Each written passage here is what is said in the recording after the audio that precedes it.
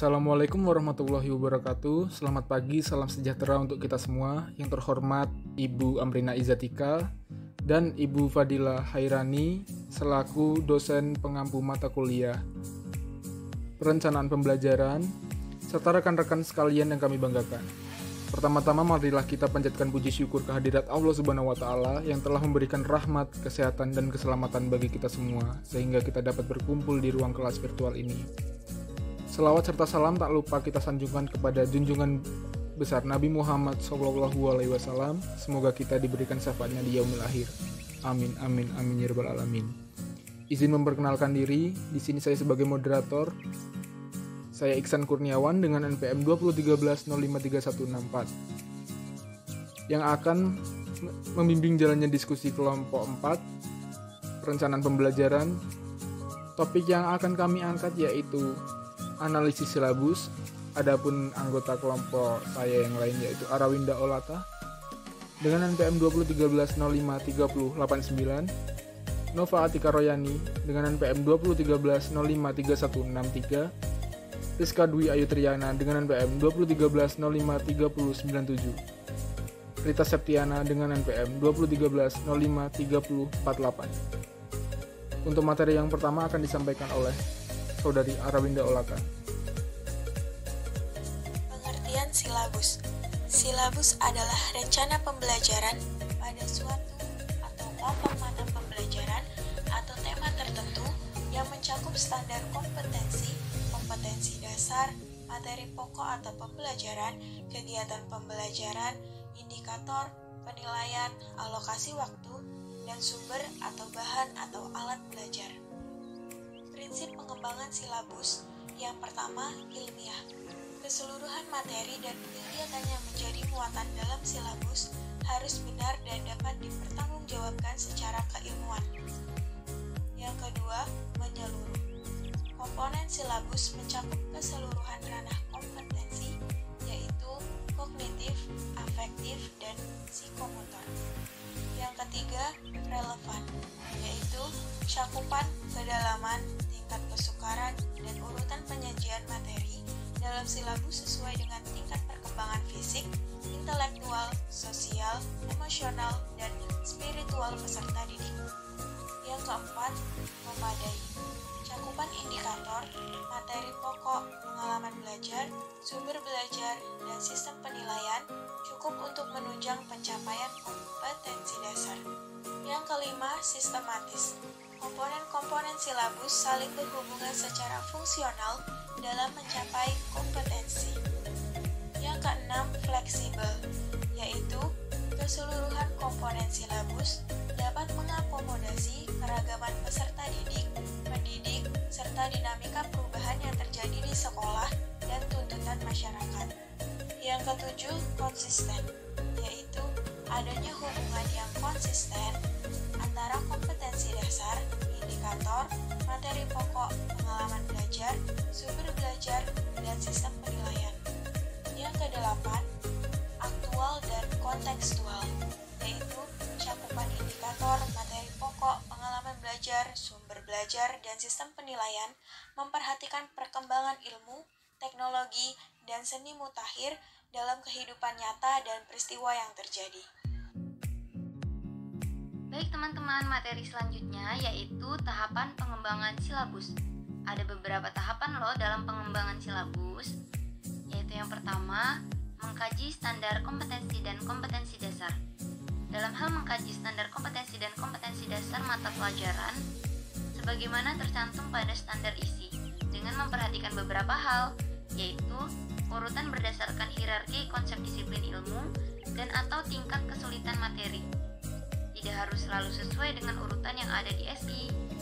Kemudian yang kedua, keterkaitan antara standar kompetensi dan kompetensi dasar dalam mata pelajaran. Kemudian hal yang harus diperhatikan yang ketiga, yaitu keterkaitan antara standar kompetensi dan kompetensi dasar antar mata pelajaran. Nah, kemudian tahap yang kedua, yaitu mengidentifikasi materi pokok atau pembelajaran. Dalam hal mengidentifikasi materi pokok atau pembelajaran yang menunjang pencapaian kompetensi dasar dengan mempertimbangkan beberapa hal, yaitu yang pertama, menimbang atau mempertimbangkan potensi peserta didik itu sendiri. Kemudian yang kedua, dalam mengidentifikasi materi pembelajaran haruslah relevan atau sesuai dengan karakteristik daerah dan tuntutan lingkungan. Kemudian yang ketiga, mempertimbangkan tingkat perkembangan fisik, intelektual, emosional, sosial, dan spiritual peserta didik. Nah, tahap yang selanjutnya akan disampaikan oleh Saudari Rizka Dwi Ayu Triana. Keempat, kebermanfaatan bagi peserta didik. Yang kelima, struktur keilmuan. Yang keenam, aktualitas, kedalaman, dan keluasan materi pembelajaran. Yang ketujuh, relevansi dengan kebutuhan peserta didik dan tuntutan lingkungan. Yang kedelapan, alokasi waktu. Selanjutnya, mengembangkan kegiatan pembelajaran. Hal-hal yang harus diperhatikan dalam mengembangkan kegiatan pembelajaran adalah sebagai berikut. 1. Kegiatan pembelajaran disusun untuk memberikan bantuan kepada para pendidik, khususnya guru, agar dapat melaksanakan proses pembelajaran secara profesional. Kedua, kegiatan pembelajaran memuat rangkaian kegiatan yang harus dilakukan oleh peserta didik secara berurutan untuk mencapai kompetensi dasar. Yang ketiga, penentuan urutan kegiatan pembelajaran harus sesuai dengan hierarki konsep materi pembelajaran. Dan yang keempat, rumusan pernyataan dalam kegiatan pembelajaran minimal mengandung 2 unsur penciri yang mencerminkan pengelolaan pengalaman belajar siswa, yaitu kegiatan siswa dan materi. D. Merumuskan indikator pencapaian kompetensi. Indikator merupakan penanda pencapaian kompetensi dasar yang ditandai oleh perubahan perilaku yang dapat diukur, yang mencakup sikap, pengetahuan, dan juga keterampilan. Indikator sendiri dikembangkan sesuai dengan karakteristik peserta didik, mata pelajaran, satuan pendidikan, potensi daerah, dan dirumuskan dalam kata kerja operasional yang terukur dan dapat diobservasi.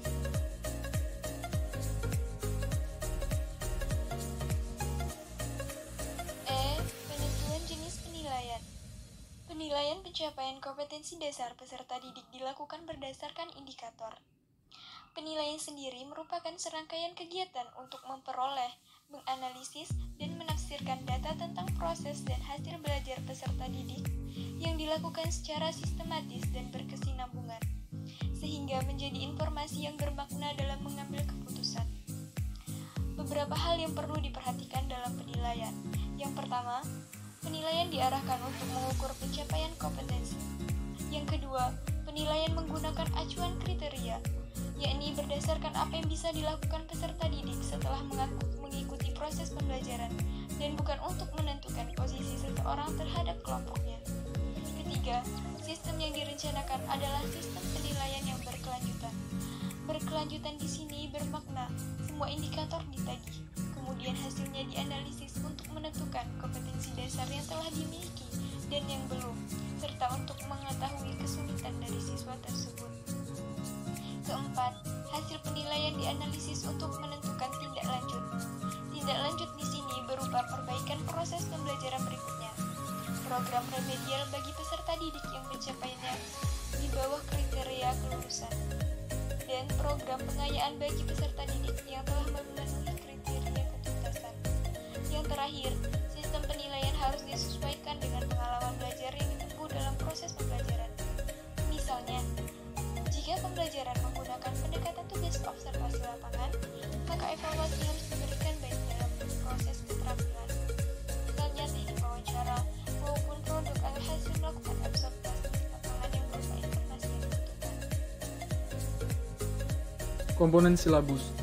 Silabus sekurang-kurangnya memuat komponen-komponen berikut ini.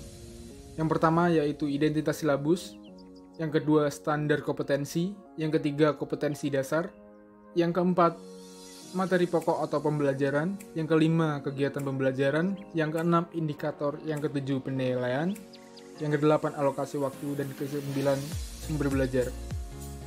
Format silabus. Format silabus disajikan secara horizontal atau vertikal berdasarkan komponen-komponen silabus. Yang pertama yaitu adalah contoh dari silabus horizontal, yang kedua adalah contoh dari silabus vertikal. Contoh silabus sesuai dengan kurikulum yang berlaku. Pada gambar di bawah yaitu adalah sebagaimana yang disebutkan oleh judul. Baiklah teman-teman, saya rasa sekian dari presentasi kelompok kami. Apabila ada salah kata kami mohon maaf, kepada Allah kami mohon ampun. Terima kasih.